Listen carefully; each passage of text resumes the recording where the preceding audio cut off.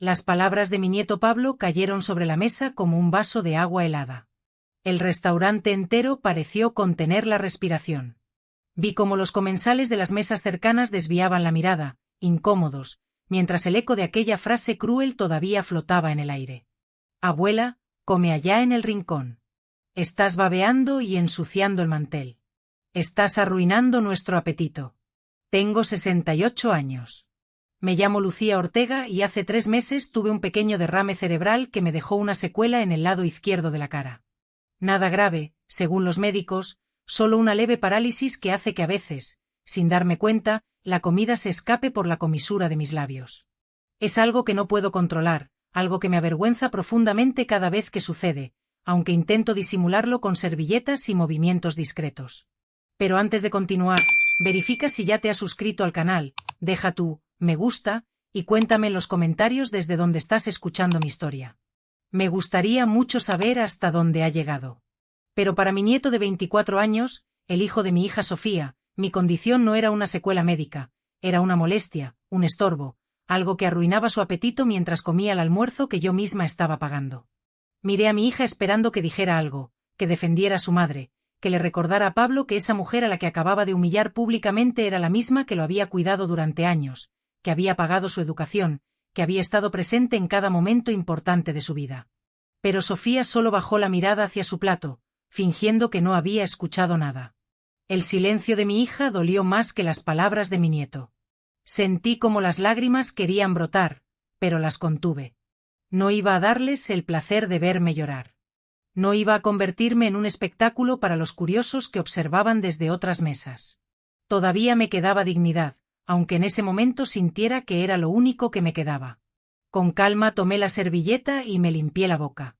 Revisé el mantel y vi la pequeña mancha que había causado tanto escándalo. Era diminuta, casi invisible, pero para Pablo había sido suficiente para humillarme frente a 30 personas. Levanté la mano y llamé al camarero. Era un joven de unos 30 años, con ojos amables, que me miró con una mezcla de compasión y respeto. Señora, ¿necesita algo? Sí, por favor. La cuenta será por separado. Yo pagaré únicamente lo que consumí. El resto de la mesa pagará lo suyo. Vi cómo el rostro de Sofía se transformaba. De pronto, la mujer que no había tenido voz para defenderme encontró palabras para protestar. Mamá, no seas dramática. Pablo no quiso decir eso. Estás exagerando. La miré directamente a los ojos. Esos ojos que yo había contemplado desde que era una bebé, que había visto brillar de alegría y oscurecerse de tristeza, que ahora me miraban con una mezcla de vergüenza e irritación. No estoy siendo dramática, Sofía, estoy siendo digna, que es algo muy diferente. Me puse de pie lentamente, mis piernas temblaban, pero me negué a mostrar debilidad.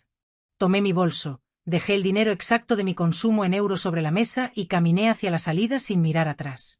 Escuché la voz de Pablo murmurando algo que no alcancé a entender. Escuché a Sofía llamándome con un tono que pretendía ser conciliador, pero que llegaba demasiado tarde. Pero no me detuve. Seguí caminando hasta cruzar la puerta del restaurante y sentir el aire fresco de la calle en mi rostro. Afuera, Madrid seguía girando como si nada hubiera pasado. Los coches circulaban por la Castellana, las personas caminaban absortas en sus propios problemas. El sol brillaba con la indiferencia de quien ha visto demasiadas tragedias humanas para conmoverse por una más. Me senté en un banco frente al restaurante y dejé que las lágrimas finalmente cayeran. Lloré en silencio, con esas lágrimas discretas de las mujeres que han aprendido a sufrir sin hacer ruido. Y mientras lloraba, me pregunté en qué momento había perdido a mi familia, en qué momento mi hija se había convertido en una extraña y mi nieto en alguien capaz de humillarme sin remordimiento. 30 minutos después, mi móvil sonó. Era un número desconocido y lo que escuché al contestar cambió todo. La voz al otro lado de la línea era de una mujer joven, profesional, con ese tono neutro que usan quienes trabajan atendiendo al público. ¿Señora Lucía Ortega? Sí, soy yo. Le hablo de la notaría Velasco y Asociados. Necesitamos que se presente mañana a primera hora para la lectura de un documento importante. Es sobre la herencia del señor Alejandro Ruiz. Mi corazón se detuvo por un instante. Alejandro Ruiz. Ese nombre que no había escuchado en casi 40 años. El hombre que había sido mi primer amor, mi novio de juventud, aquel con quien había soñado construir una vida antes de que el destino nos separara por caminos diferentes. Debe haber un error, respondí con voz temblorosa. Alejandro y yo no tenemos ninguna relación desde hace décadas. No entiendo por qué me incluirían en su herencia. No hay ningún error, señora. El señor Ruiz la mencionó específicamente en su testamento. Es todo lo que puedo decirle por teléfono. Los detalles se explicarán mañana durante la lectura oficial. Colgué el teléfono sintiendo que el mundo se había inclinado ligeramente, como cuando caminas por una superficie que creías estable y de pronto descubres que está moviéndose. Alejandro había fallecido. Alejandro me había recordado en su testamento, después de 40 años de silencio, de vidas paralelas que nunca se cruzaron, él había pensado en mí al final de sus días. Me quedé sentada en aquel banco durante un largo rato con el móvil todavía en la mano, tratando de procesar las dos realidades que acababan de golpearme en menos de una hora. La humillación de mi nieto y el recuerdo de un amor perdido, el presente cruel y el pasado que regresaba sin aviso. Alejandro y yo nos habíamos conocido cuando teníamos 18 años.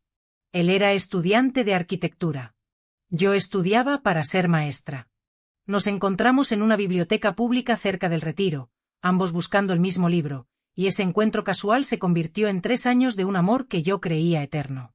Hablábamos de casarnos, de tener hijos, de construir una casa con un jardín donde envejeceríamos juntos. Pero la vida tenía otros planes. Su familia recibió una oportunidad de trabajo en otro país europeo y él tuvo que irse. Prometimos escribirnos, esperarnos, mantener vivo el amor a través de la distancia. Durante un año cumplimos esa promesa.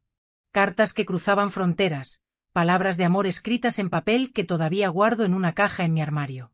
Pero poco a poco las cartas fueron espaciándose, los silencios crecieron y un día dejamos de escribirnos sin que ninguno de los dos tuviera el valor de decir adiós oficialmente. 2 años después conocí a Manuel Ortega, el hombre que se convertiría en mi esposo y en el padre de Sofía y Javier. Fue un buen matrimonio, estable y cariñoso, aunque nunca sentí por él lo que había sentido por Alejandro. Manuel falleció hace 15 años, dejándome viuda y sola en una casa demasiado grande para una sola persona. Y ahora Alejandro también se había ido. Y por alguna razón que no lograba comprender, había querido dejarme algo antes de partir. Regresé a mi casa caminando lentamente, sintiendo el peso de los años en cada paso. Las calles de mi barrio, tan familiares, me parecían extrañas esa tarde, como si el mundo hubiera cambiado sutilmente mientras yo estaba sentada en aquel banco. Y ahora todo tuviera un matiz diferente. Al llegar a casa, encontré mi móvil lleno de mensajes de Sofía. Algunos eran disculpas tibias, otros eran reproches por haberme ido sin pagar la cuenta completa, otros eran intentos de minimizar lo sucedido. Pablo es joven, no mide sus palabras. Estás muy sensible últimamente, mamá, no puedes esperar que todos entiendan tu situación. No respondí a ninguno. Me preparé una taza de té y me senté en el sillón del salón, ese sillón donde había pasado tantas tardes solitarias desde que Manuel murió. Miré las fotografías en la repisa. Sofía y Javier de niños, Pablo cuando era un bebé dulce que me miraba con adoración, Manuel y yo el día de nuestra boda. Recuerdos de tiempos mejores, de una familia que alguna vez funcionó, de un amor que alguna vez fue correspondido. ¿En qué momento todo se había torcido? Sofía había sido una niña cariñosa, una adolescente difícil pero cercana, una adulta que poco a poco se fue distanciando sin que yo entendiera por qué. Y Pablo, ese niño al que había cuidado durante años mientras su madre trabajaba, se había convertido en un joven que me veía como un estorbo, como una anciana enferma que arruinaba sus almuerzos dominicales. Esa noche no pude dormir. Me quedé despierta pensando en Alejandro, en lo que habría sido nuestra vida si él no se hubiera ido, si yo hubiera tenido el valor de esperarlo más tiempo. Pensé en las cartas guardadas en mi armario, en las promesas que nunca cumplimos, en los caminos que no tomamos y pensé en la herencia misteriosa que me esperaba al día siguiente. ¿Qué podría haberme dejado un hombre al que no veía desde hace 40 años? ¿Y por qué después de tanto tiempo seguía pensando en mí?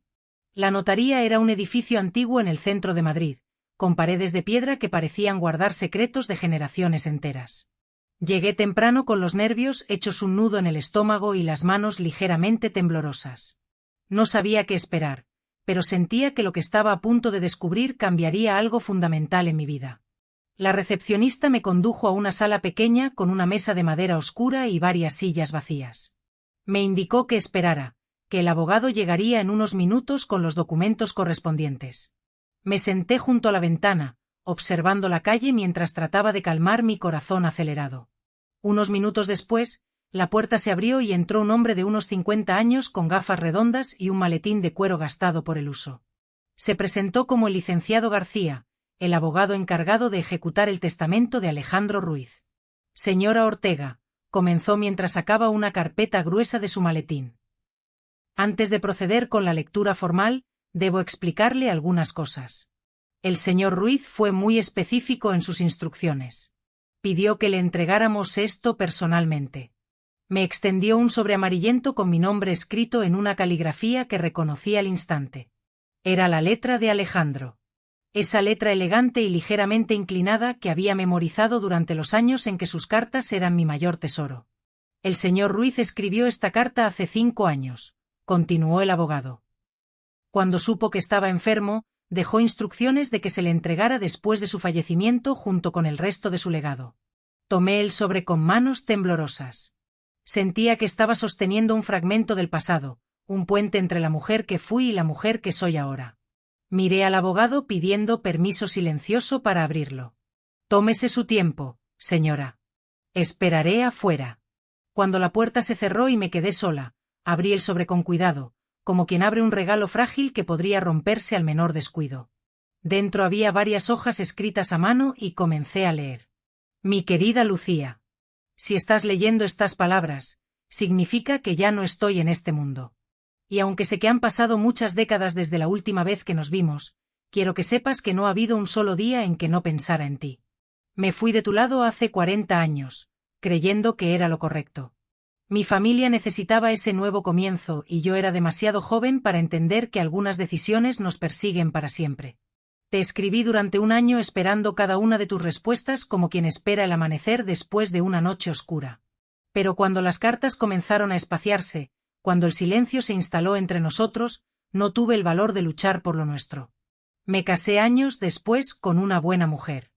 Tuvimos una vida tranquila, sin hijos, sin grandes aventuras. Ella falleció hace 10 años y desde entonces vivo solo con mis recuerdos. Y entre todos esos recuerdos, Lucía, los más luminosos siguen siendo los que compartí contigo. Supe tu vida a través de los años. Supe que te casaste, que tuviste hijos, que enviudaste. Quise buscarte tantas veces, pero siempre me detuvo el miedo.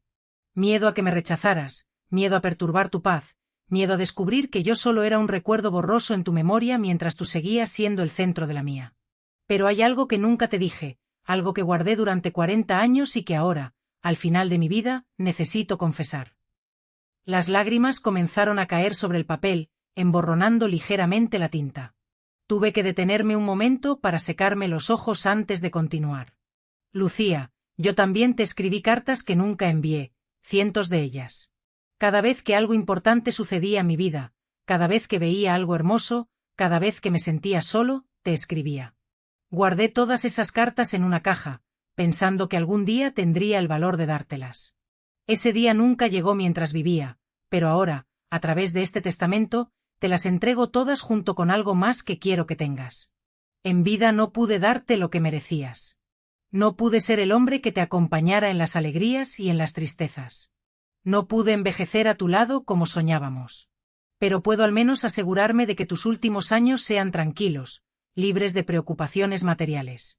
Te dejo mi casa, Lucía, la casa que construí con mis propias manos, pensando siempre en ti. Tiene un jardín con flores como el que prometí darte cuando éramos jóvenes. Tiene una biblioteca llena de los libros que sé que amas y tiene en cada rincón el eco de un amor que nunca murió. No te pido que me perdones por haberme ido. Solo te pido que aceptes este regalo como lo que es, la única forma que encontré de decirte que te amé siempre, hasta el último de mis días. Tuyo eternamente, Alejandro. Cuando terminé de leer, el mundo a mi alrededor había dejado de existir. Solo quedaba yo, una mujer de 68 años, sosteniendo las palabras de un amor que había sobrevivido al tiempo, a la distancia, al silencio. Y por primera vez en muchos años no me sentí sola. El abogado regresó después de darme tiempo suficiente para procesar la carta. Traía consigo una caja de madera tallada del tamaño de una maleta pequeña con mis iniciales grabadas en la tapa. L.O. de Lucía Ortega. Alejandro había mandado a hacer esa caja especialmente para mí. Aquí están las cartas que mencionan su testamento, explicó el licenciado García mientras colocaba la caja sobre la mesa. Son 347 cartas según el inventario, todas escritas a lo largo de 40 años, todas dirigidas a usted. Ninguna enviada. 347 cartas, casi 9 cartas por año. Alejandro me había escrito regularmente durante 4 décadas sin que yo lo supiera, sin que yo sospechara siquiera que seguía pensando en mí. El resto de la reunión pasó como un sueño. El abogado me explicó los detalles legales de la herencia. Un chalet en las afueras de Madrid, completamente pagado, con todos los impuestos al día. También había una cuenta bancaria con una cantidad que me hizo contener la respiración. No era una fortuna extravagante, pero era suficiente para vivir con tranquilidad el resto de mis días sin depender de nadie.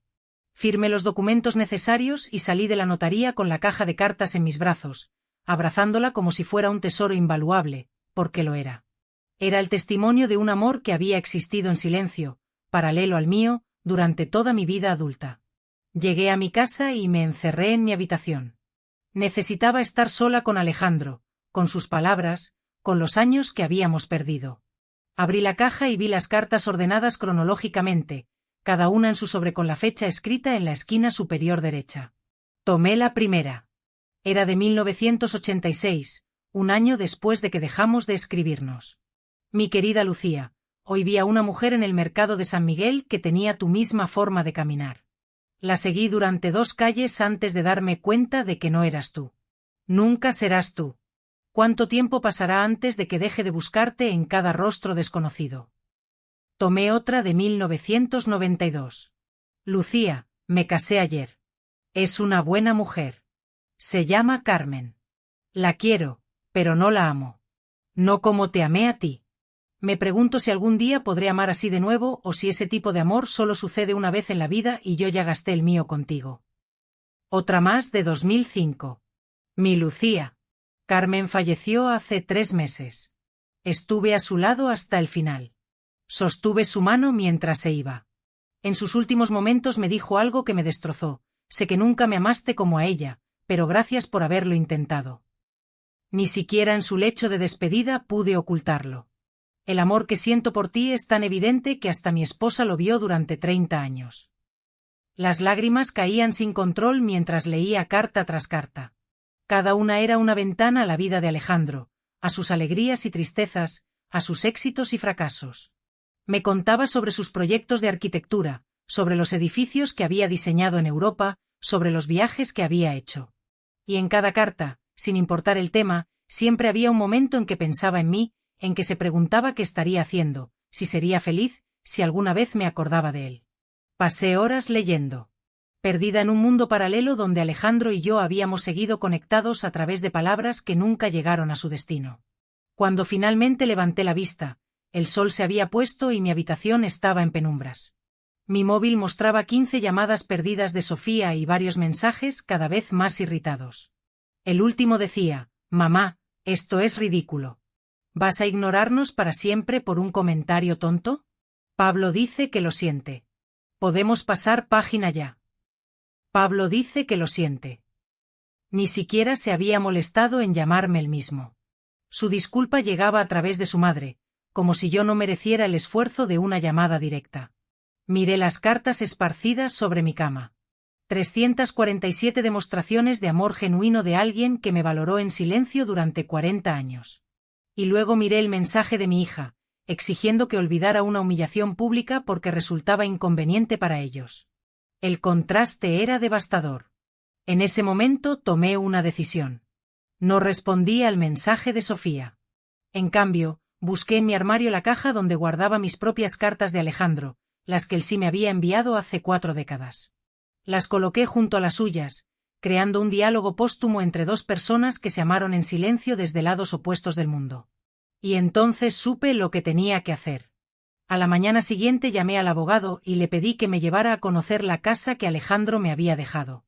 Necesitaba verla, caminar por sus habitaciones, sentir la presencia de aquel hombre que me había amado en silencio durante toda una vida. Necesitaba entender por qué había construido un hogar pensando en alguien que quizás nunca lo habitaría. El licenciado García pasó a buscarme a media mañana. Durante el trayecto me contó cosas sobre Alejandro que yo desconocía. Me habló de su éxito como arquitecto, de los edificios emblemáticos que había diseñado en varias ciudades europeas, del respeto que se había ganado en su profesión. Pero también me habló de su soledad, de cómo después de la partida de Carmen se había refugiado en el trabajo y en los recuerdos. Era un hombre reservado, me dijo el abogado, pero cuando hablaba de usted, su rostro se transformaba. Era como si recordarla lo transportara a un lugar más luminoso. Llegamos a una zona residencial tranquila, con calles arboladas y casas de diseños únicos. La casa de Alejandro estaba al final de una calle sin salida, rodeada de un jardín que incluso en otoño conservaba una belleza serena. Era una construcción de 2 pisos, con grandes ventanales que dejaban entrar la luz natural y una fachada de piedra que le daba un aire atemporal. La diseñó él mismo, explicó el abogado mientras me entregaba las llaves. Cada detalle fue pensado personalmente. Decía que era su proyecto más importante. Entré sola pidiendo unos minutos de privacidad. El interior era exactamente como Alejandro había descrito en su carta. Una biblioteca que ocupaba una pared entera del salón principal con estantes de madera repletos de libros que yo había mencionado amar durante nuestras conversaciones de juventud. Había primeras ediciones de autores clásicos, colecciones de poesía, novelas que él recordaba que yo quería leer. En el jardín trasero encontré las flores, rosas de todos los colores, jazmines que perfumaban el aire y en una esquina un pequeño invernadero con orquídeas que alguien había estado cuidando regularmente. Había un banco de hierro forjado bajo un árbol de magnolias orientado hacia el poniente para ver la puesta de sol. Me senté en ese banco y lloré. Lloré por Alejandro, por el amor que nunca pudimos vivir, por los años que pasamos separados cuando podríamos haber estado juntos. Lloré por la ironía cruel de recibir este regalo cuando él ya no estaba para compartirlo conmigo. Y lloré por mí misma, por la mujer que había pasado décadas sintiéndose invisible para su propia familia, mientras un hombre al otro lado del mundo la recordaba cada día. Cuando las lágrimas se secaron, sentí algo diferente. No era felicidad exactamente, pero tampoco tristeza. Era una especie de claridad, como cuando las nubes se apartan después de una tormenta y puedes ver el horizonte con nitidez por primera vez.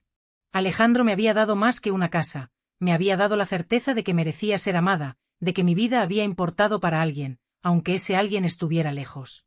De que no era una carga, ni un estorbo, ni una anciana que arruinaba el apetito de los demás. Esa noche tomé la decisión más importante de mis últimos años. Iba a mudarme a la casa de Alejandro. Iba a dejar atrás el piso donde había vivido tantos años de soledad, donde las paredes guardaban recuerdos de una familia que ya no me valoraba. Iba a comenzar de nuevo a los 68 años en un lugar construido con amor para mí. No le dije nada a Sofía. No le debía explicaciones a quien no había tenido el valor de defenderme cuando más lo necesitaba. Durante las semanas siguientes organicé mi mudanza en silencio. Contraté una empresa que empacó mis pertenencias. Doné los muebles que no necesitaba y me llevé solo lo esencial: mi ropa, mis fotografías, mis libros y las cartas de Alejandro. El día que abandoné mi antiguo piso, dejé una nota sobre la mesa del comedor. Era breve, sin reproches ni despedidas dramáticas. Me mudo a un lugar donde me sienten bienvenida. Cuando estéis listos para tratarme con el respeto que merezco, sabéis cómo encontrarme. Hasta entonces necesito distancia. Os quiero, pero también necesito quererme a mí misma. Lucía. Cerré la puerta sin mirar atrás y caminé hacia mi nueva vida.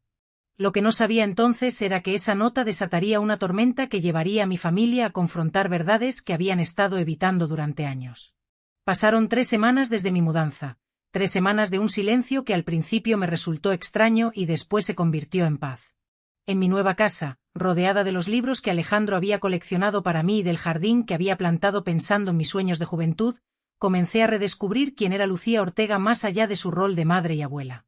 Las mañanas las dedicaba a leer en la biblioteca, envuelta en una manta junto al ventanal que daba al jardín.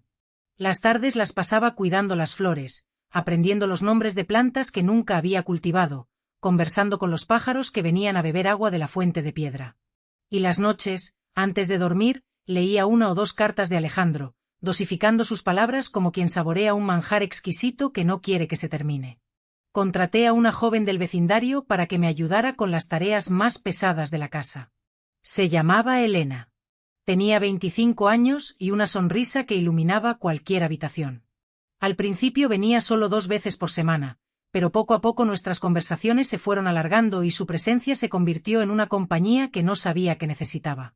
Doña Lucía, me dijo un día mientras tomábamos café en el jardín, usted tiene una tristeza en los ojos que no combina con esta casa tan bonita. ¿Puedo preguntarle qué le pesa? Le conté todo. La humillación en el restaurante, el silencio de mi hija, la herencia inesperada, la decisión de alejarme. Elena escuchó sin interrumpir, con esa paciencia que tienen las almas viejas atrapadas en cuerpos jóvenes. Mi abuela pasó por algo parecido, me confesó cuando terminé. Sus hijos la trataban como si fuera un mueble viejo que estorbaba. Ella nunca tuvo el valor de hacer lo que usted hizo. Murió sintiéndose invisible en su propia casa, rodeada de gente que no la valoraba. Sus palabras me conmovieron profundamente. Pensé en todas las mujeres mayores que, como la abuela de Elena, soportaban en silencio el desprecio de quienes deberían amarlas. Pensé en las que no tenían la fortuna que yo había recibido, las que no podían escapar aunque quisieran. Usted hizo bien en irse, continuó Elena. A veces el amor tiene que expresarse desde la distancia. A veces la única forma de que alguien entienda tu valor es que experimente tu ausencia. Mi familia estaba experimentando mi ausencia, aunque yo no supiera exactamente cómo. Lo que sí sabía era que Sofía había intentado contactarme varias veces. Llamadas que dejé sonar hasta que se cortaban, mensajes que leí pero no respondí. Al principio sus comunicaciones tenían un tono de indignación, como si yo fuera la culpable de una situación que ella misma había permitido. No puedo creer que nos hagas esto. Estás actuando como una niña. Pablo está muy afectado por tu reacción exagerada. Pero con el paso de los días, el tono fue cambiando. La indignación dio paso a la preocupación a la súplica. Mamá, por favor, necesito saber que estás bien. No entiendo por qué te fuiste sin decir nada. Estoy asustada. Te extraño. Por favor, háblame. Cada mensaje era una grieta en el muro que yo había construido, pero no estaba lista para derribarlo. No todavía. Necesitaba que Sofía entendiera realmente lo que había pasado, que dejara de minimizar la humillación que había sufrido, que reconociera su parte de responsabilidad al quedarse callada cuando debió hablar. Una tarde, mientras podaba los rosales del jardín, escuché el timbre de la puerta. No esperaba a nadie, así que me acerqué con cautela y miré por la mirilla. Era Pablo. Mi nieto estaba parado frente a mi puerta con la cabeza baja y las manos metidas en los bolsillos de su chaqueta. Se veía diferente, más pequeño de alguna manera, como si las semanas transcurridas le hubieran quitado algo de esa arrogancia que yo había visto en el restaurante. Me quedé inmóvil, sin saber qué hacer. Parte de mí quería abrir la puerta y abrazarlo, porque a pesar de todo seguía siendo mi nieto, el bebé que había mecido tantas noches, el niño que me pedía cuentos antes de dormir. Pero otra parte, la parte que todavía guardaba el dolor de sus palabras crueles, me pedía que lo dejara fuera, que le enseñara que las acciones tienen consecuencias. El timbre sonó de nuevo y luego escuché su voz quebrada y temblorosa. Abuela, sé que estás ahí. Por favor, necesito hablar contigo. Necesito explicarte algo que debí contarte hace mucho tiempo. Mi mano se acercó a la cerradura, pero no la abrí. No todavía. Me quedé de pie frente a la puerta durante lo que parecieron horas, aunque probablemente fueron solo unos minutos. Al otro lado podía escuchar la respiración agitada de Pablo, sus pasos nerviosos sobre el porche, el sonido de alguien que lucha contra sus propios demonios. Abuela, repitió y esta vez su voz se quebró completamente. Por favor, sé que no merezco que me abras. Sé que lo que dije fue horrible, imperdonable, pero hay cosas que no sabes, cosas que he guardado durante años porque tenía miedo de que me juzgaras, de que dejaras de quererme. Mi mano seguía sobre la cerradura, paralizada entre el impulso de abrir y el instinto de protección que me pedía mantener la distancia. No voy a irme hasta que me escuches, continuó Pablo.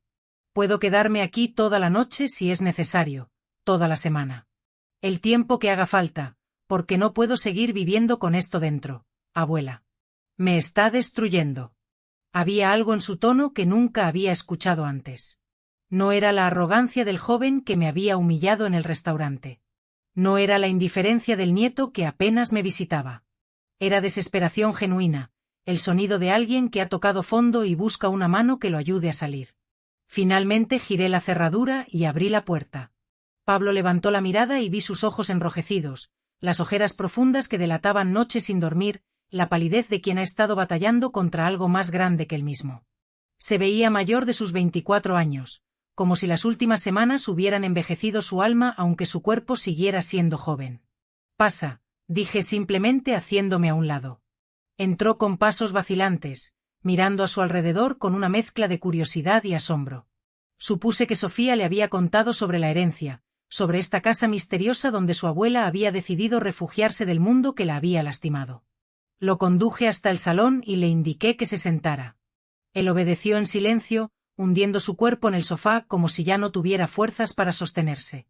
Yo me senté frente a él en el sillón junto a la ventana, manteniendo una distancia prudente. «Habla», le dije. «Te escucho». Pablo se frotó el rostro con las manos tratando de ordenar sus pensamientos. Cuando finalmente comenzó a hablar, su voz era apenas un susurro. «Lo que te dije en el restaurante fue cruel, fue horrible. No hay excusa que justifique esas palabras, pero necesito que entiendas de dónde vinieron, abuela. Necesito que sepas que no fue realmente sobre ti». «Entonces, ¿sobre qué fue?», pregunté, manteniendo mi tono neutro aunque por dentro sentía un torbellino de emociones. «Sobre mí», confesó, «sobre mi rabia, mi frustración, mi miedo. Sobre todo lo que he estado cargando durante años y que explota los momentos más inapropiados, lastimando a las personas que más quiero». Guardé silencio esperando que continuara. Pablo tomó aire profundamente antes de seguir. «¿Recuerdas cuando yo tenía 8 años y pasaba todas las tardes en tu casa mientras mamá trabajaba?» «Claro que lo recuerdo. Fueron algunos de los mejores años de mi vida». «Para mí también», dijo, y una lágrima escapó de sus ojos. «Tú eras mi refugio, abuela. La única persona que me hacía sentir seguro en un mundo que no entendía». «¿De qué necesitabas refugiarte, Pablo?». Él bajó la mirada, clavándola en sus manos entrelazadas. «De la verdad sobre mi padre». Su padre, Antonio Martínez, el hombre que había abandonado a Sofía cuando Pablo tenía apenas 5 años, que había desaparecido de sus vidas sin explicación, dejando solo deudas y promesas rotas. Sofía nunca hablaba de él y yo había respetado ese silencio, asumiendo que era mejor no reabrir heridas que parecían cerradas. «¿Qué verdad?», pregunté suavemente. Pablo levantó la mirada y vi en sus ojos un dolor antiguo, uno que había estado creciendo en silencio durante casi 20 años. «Mamá siempre me dijo que papá se fue porque no estaba listo para ser padre, que nos abandonó porque era débil e irresponsable. Me crié odiándolo, abuela. Odiándolo por habernos dejado, por hacerle daño a mamá, por no quererme lo suficiente como para quedarse». Asentí recordando las veces que Sofía había hablado de Antonio en esos términos, siempre con amargura, siempre con resentimiento. «Pero hace 6 meses descubrí algo», continuó Pablo. «Estaba buscando unos documentos en el trastero de mamá y encontré una caja escondida detrás de unas maletas viejas.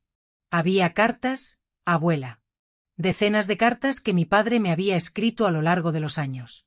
Cartas de cumpleaños, cartas de Navidad, cartas simplemente preguntando cómo estaba.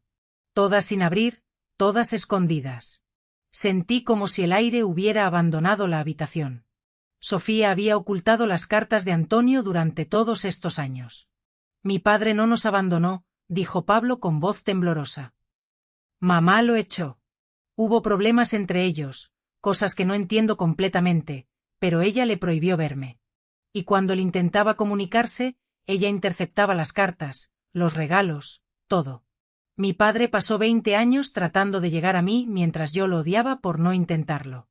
Las lágrimas corrían ahora libremente por el rostro de mi nieto y yo sentía que el suelo bajo mis pies se había vuelto inestable, que todo lo que creía saber sobre mi familia estaba construido sobre mentiras. «Confronté a mamá hace 5 meses», continuó Pablo. «Fue una conversación terrible. Ella se justificó diciendo que lo había hecho por mi bien, que mi padre era una mala influencia, que quería protegerme. Pero no pudo darme una razón real, abuela. No pudo explicarme qué había hecho él para merecer ser borrado de mi vida. ¿Y qué pasó después? Pregunté, aunque no estaba segura de querer saber la respuesta. Encontré a mi padre.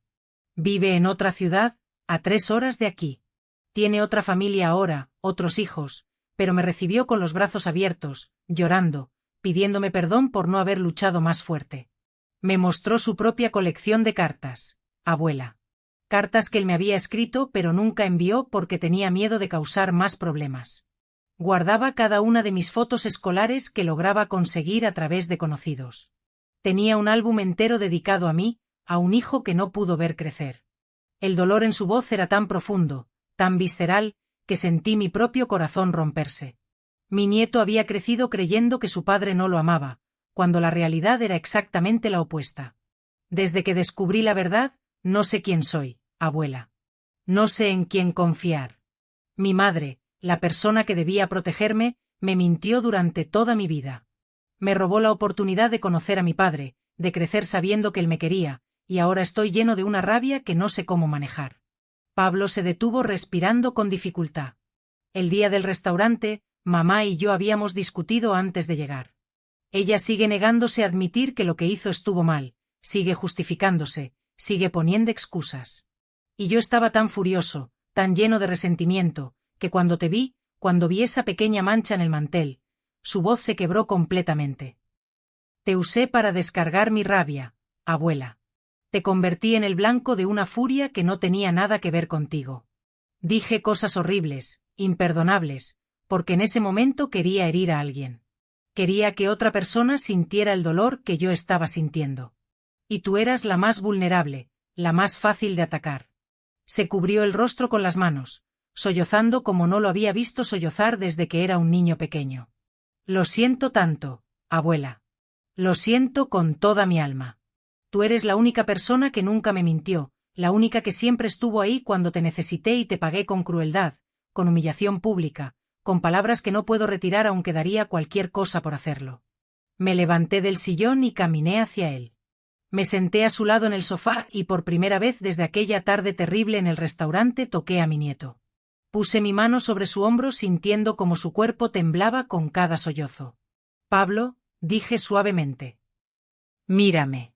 Él levantó la mirada con el rostro empapado en lágrimas y los ojos llenos de vergüenza. Lo que hiciste me lastimó profundamente. No voy a mentirte ni a minimizarlo. Fueron las palabras más crueles que alguien me ha dicho en toda mi vida. Y vinieron de una persona a quien amo con todo mi corazón. Él asintió aceptando mi verdad sin intentar defenderse. Pero también entiendo algo que no entendía antes, continué. El dolor que cargas, el engaño que descubriste, la rabia que sientes hacia tu madre. Nada de eso justifica lo que me dijiste, pero me ayuda a comprender de dónde vino. No eras tú quien hablaba ese día, Pablo. Era tu herida buscando a quien herir. Eso no me excusa, murmuró él. No, no te excusa, pero te hace humano. Y los humanos cometemos errores terribles cuando estamos sufriendo. Lo importante no es no caer nunca, lo importante es levantarse, reconocer el daño causado y trabajar para ser mejor. Pablo me miró con una mezcla de esperanza y desconfianza, como si no pudiera creer que yo estuviera dispuesta a escucharlo después de todo lo que había pasado. ¿Puedes perdonarme, abuela? ¿Algún día? Tomé su rostro entre mis manos, igual que hacía cuando era pequeño y venía a mí con alguna pena. Ya te perdoné, mi niño. Te perdoné hace semanas en la soledad de esta casa mientras leía las cartas de un hombre que me amó durante 40 años sin que yo lo supiera. Aprendí que la vida es demasiado corta para gastarla en rencores, que el amor verdadero perdona, aunque el dolor siga presente. Él se derrumbó en mis brazos llorando como no había llorado desde que era un niño. Y yo lo sostuve acariciando su cabello, susurrándole palabras de consuelo, siendo una vez más el refugio que había sido durante su infancia. Cuando finalmente se calmó, se separó de mí y me miró con ojos nuevos. ¿Qué hago ahora, abuela? ¿Cómo sigo adelante con todo esto? Primero, le dije, necesitas hablar con tu madre. No con rabia, no con acusaciones, con honestidad. Necesitáis sanar esta herida juntos o os consumirá a ambos. Ella no escucha. Cada vez que intento hablar del tema se cierra. Entonces, escríbele. A veces las palabras escritas llegan donde las palabras habladas no pueden. Cuéntale cómo te sientes, que necesitas de ella, que esperas para el futuro. Dale tiempo para procesarlo. Pablo asintió lentamente, considerando mi consejo. Y con mi padre, eso es algo que solo tú puedes decidir. Tienes la oportunidad de construir una relación con él ahora, de conocerlo como adulto, de recuperar parte de lo que perdieron. No será fácil. Habrá momentos incómodos y conversaciones difíciles. Pero el amor de un padre es un regalo que no deberías rechazar solo porque llegó tarde. ¿Crees que mamá algún día pueda aceptarlo? Suspiré pensando en mi hija, en las decisiones que había tomado, en las mentiras que había construido. No lo sé, Pablo. Tu madre cargará con las consecuencias de sus acciones durante mucho tiempo, pero también es mi hija y la conozco. Debajo de toda esa terquedad hay una mujer asustada que creyó estar haciendo lo correcto, aunque se equivocara terriblemente. Dale tiempo, dale espacio y, sobre todo, no dejes que su error defina tu relación con ella para siempre. Mi nieto se quedó en silencio durante un largo rato, procesando todo lo que habíamos hablado. Finalmente se puso de pie y caminó hacia la ventana, mirando el jardín que Alejandro había plantado para mí. Esta casa es hermosa, abuela. ¿Quién te la dejó? Le conté entonces la historia de Alejandro, las cartas, el amor silencioso, la herencia inesperada. Pablo escuchó con atención y cuando terminé me miró con una expresión que no supe interpretar. Es increíble, dijo.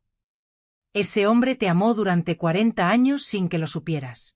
Te construyó una casa, te escribió cientos de cartas, guardó tu recuerdo hasta el último día.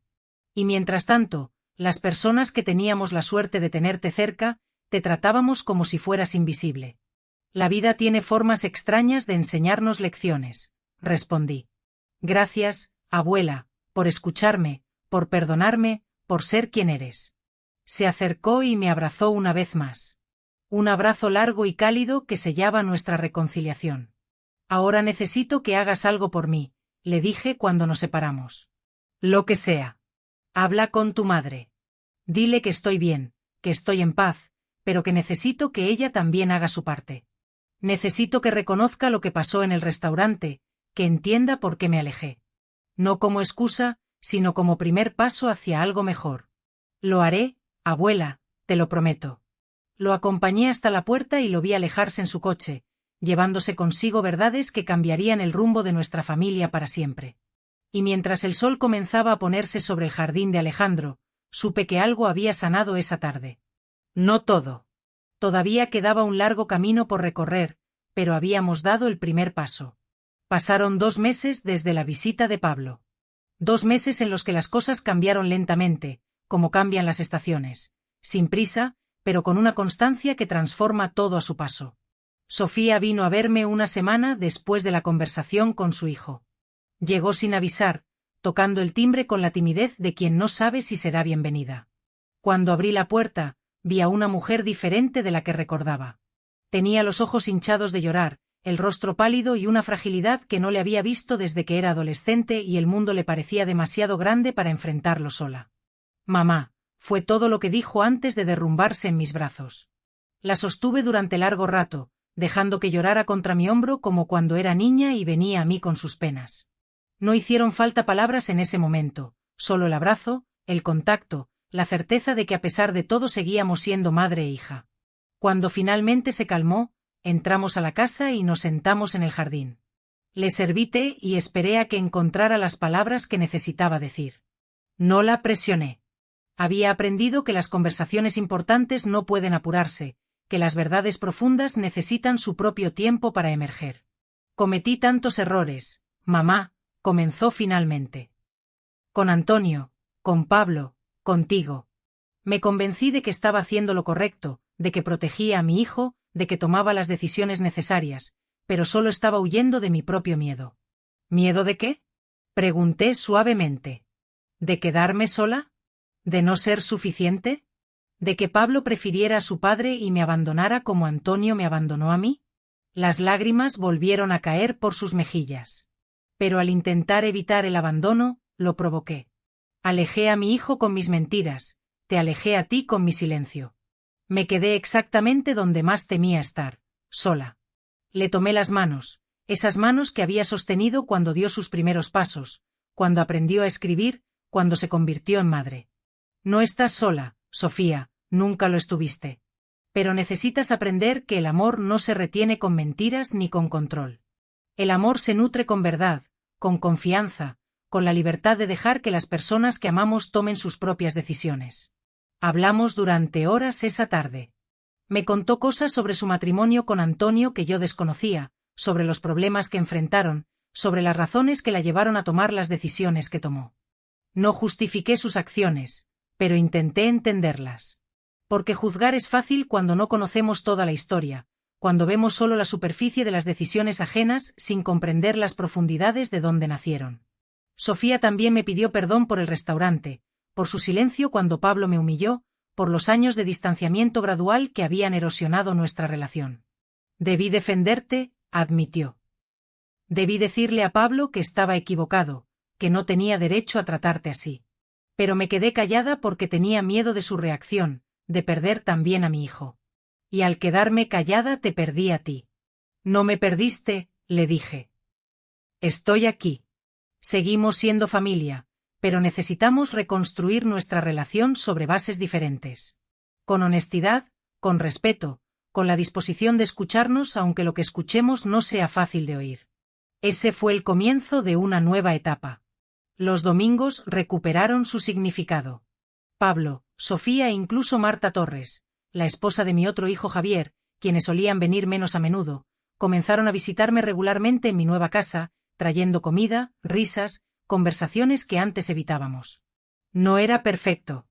Había momentos incómodos, silencios que se extendían demasiado, heridas que todavía dolían cuando se tocaban sin querer. Pero estábamos intentándolo, y eso era más de lo que teníamos antes. Pablo retomó la relación con su padre, Antonio Martínez. Me contó que las primeras visitas fueron difíciles, llenas de preguntas sin respuesta y emociones encontradas, pero poco a poco fueron encontrando un ritmo, construyendo algo nuevo sobre las ruinas de lo que pudo haber sido. Antonio incluso vino a conocerme una tarde, un hombre canoso, con ojos tristes, que me agradeció por haber cuidado a su hijo durante todos esos años. Sofía, por su parte, comenzó a ver a un profesional para trabajar sus miedos y su necesidad de control. No fue fácil para ella admitir que necesitaba ayuda, pero el amor por su hijo fue más fuerte que su orgullo. Lentamente, muy lentamente, la mujer que había sido comenzó a transformarse en alguien más abierta, más honesta, más capaz de aceptar sus errores sin derrumbarse. Y yo, en medio de todo esto, encontré una paz que no sabía que estaba buscando. Las cartas de Alejandro se convirtieron en mi compañía nocturna. Cada noche leía una o dos, saboreando sus palabras, conociendo al hombre que había sido durante los años que estuvimos separados. A través de sus cartas viví aventuras que nunca tuve. Visité lugares de Europa que nunca conocí. Amé con una intensidad que creía olvidada. Una tarde de primavera, mientras plantaba nuevas flores en el jardín, Pablo se acercó con una caja pequeña entre las manos. Encontré esto entre las cosas del señor Ruiz que quedaban en el trastero, me dijo.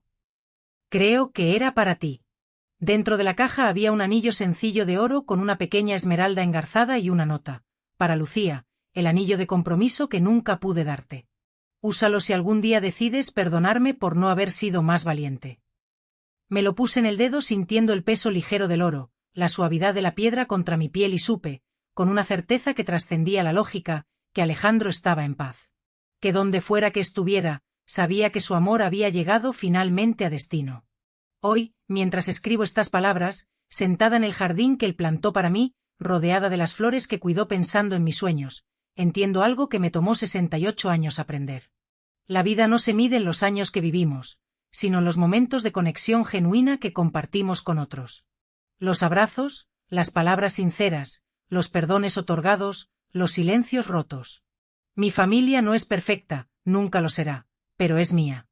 Y ahora, finalmente, somos capaces de amarnos con los ojos abiertos, aceptando nuestras imperfecciones, trabajando cada día para ser mejores. Alejandro me enseñó que el amor puede sobrevivir al tiempo y a la distancia.